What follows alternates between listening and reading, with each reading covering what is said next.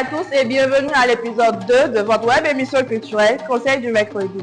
Aujourd'hui, nous avons l'immense plaisir de recevoir une grande figure du patrimoine culturel dont l'engagement et l'expertise ne sont plus à démontrer. Docteur en histoire de l'art et archéologie, elle est enseignante-chercheure à l'Institut national des métiers d'art, d'archéologie et de la culture au sein de l'université d'Abomey-Calavi, où elle dirige le département des arts visuels et du patrimoine. Et ce n'est pas tout. Autrice de plusieurs publications académiques, elle est également présidente du conseil scientifique de l'Agence de sauvegarde de la culture Yoruba. Mesdames et messieurs, recevons Dr Blandine Agbaka.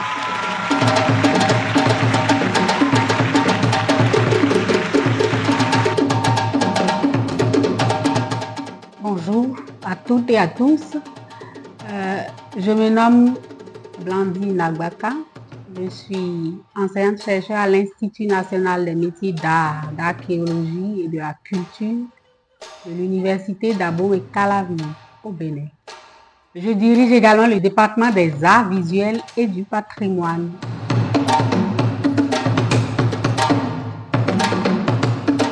Mon premier contact remonte, si je peux dire, déjà au secondaire, avec les excursions où on visite les sites touristiques. Voilà. Donc, ça fait quand même déjà plus d'une bonne vingtaine d'années où j'ai eu l'occasion de visiter les palais royaux d'Abomey. Ensuite, à l'université aussi, durant ma formation à l'École nationale d'administration, où pendant qu'on était étudiant, on organisait des excursions pour aller visiter des sites, surtout en dehors du Bénin, dans les pays frontaliers, au Ghana, au Burkina, voilà. Donc, je vais dire que mes premiers contacts avec le patrimoine culturel se sont faits durant mon parcours scolaire et académique.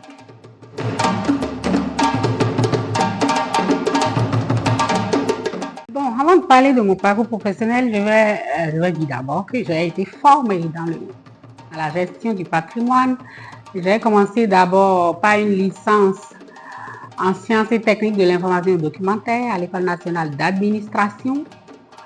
C'est dans cette formation d'archiviste que j'ai découvert dans un module d'enseignement le patrimoine culturel.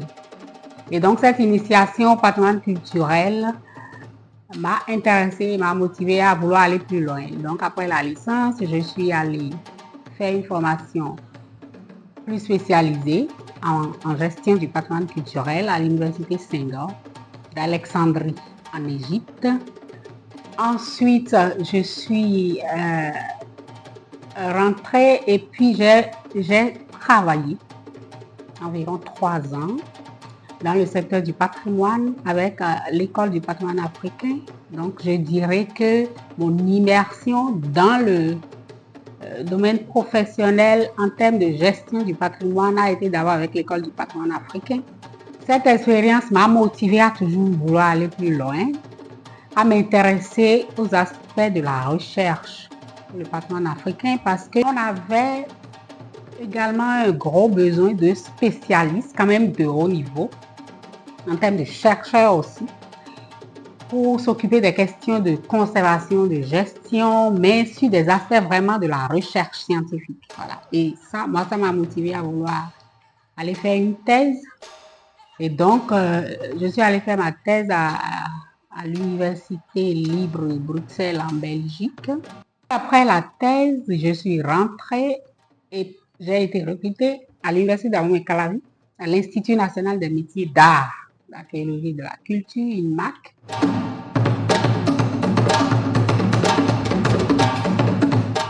Les premiers défis dans un parcours professionnel, c'est d'abord la formation.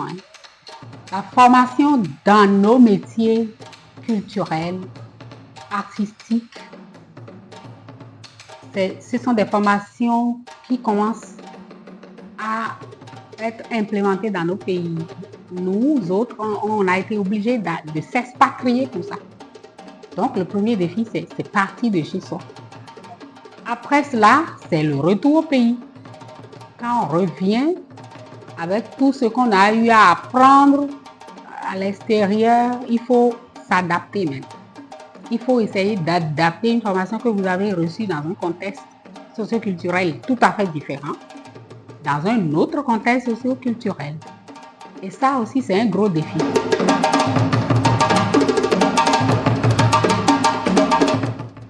Je crois que la jeunesse a beaucoup de défis à relever. D'abord, il faut qu'elle réussisse à se forger une identité. Nous n'allons pas demander aux jeunes de nous ressembler, mais de trouver leur chemin. Et donc, je ne vais pas porter de jugement de valeur en disant que les jeunes n'exploitent pas suffisamment le patrimoine culturel. Ce que je vais plutôt dire, c'est que les jeunes, ils ont intérêt à trouver leur identité. Et cette identité-là ne peut se trouver que dans le patrimoine culturel, dans leur patrimoine culturel. Elle ne se trouve pas ailleurs. Dans le Conseil des Nations, où nous parlons de diversité culturelle, vous ne gagnez rien à vouloir ressembler exactement aux autres. Vous avez beau être très bon dans ce que vous faites, tant que votre identité ne transparaît pas là-dedans, ça n'a rien d'original. Vous n'apportez rien aux autres.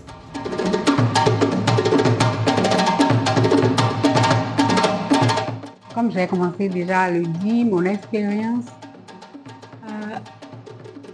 avec l'école du patrimoine africain, parce que la première expérience que j'ai eue là-bas, j'ai eu à travailler sur un petit musée communautaire.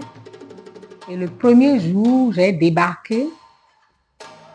Il y avait les collections qui étaient de très belles collections et le promoteur, M. Noël Agosu, il est toujours aussi passionné jusqu'à aujourd'hui. Mais le travail qu'il y avait à faire, c'était quelque chose quand même d'assez impressionnant. Et puis quand j'ai débarqué, il n'y avait pratiquement rien. Il n'y avait pratiquement rien. Et la première question que je me suis posée, c'est par où je vais commencer?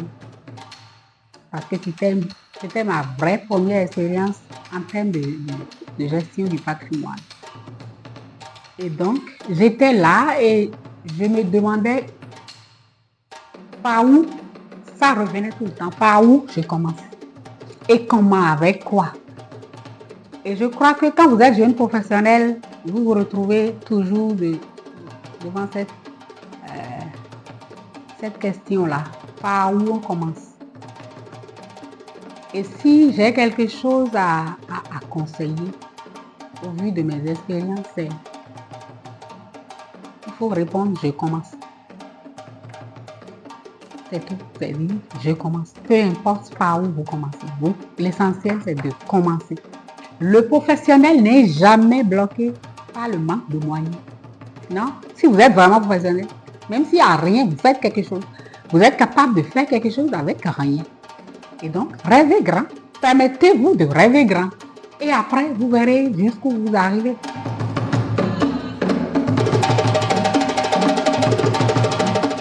Je vous félicite d'abord parce que là, je constate que vous venez filmer avec vos appareils. Voilà, ça rentre à ce que je disais tout à l'heure. Il ne faut pas se laisser avoir par le fait qu'on se dit on n'a pas les infrastructures qu'il faut. C'est-à-dire que pour commencer cette initiative, vous ne vous êtes pas dit on veut avoir de grosses caméras professionnelles, des plateaux pour tourner. Donc, vous êtes déjà jeté à l'eau. Et moi, je vous félicite pour ça. Ensuite, je vous encourage à rester connecté à vos racines. Et je crois que vous êtes déjà sur le bon chemin quand vous allez.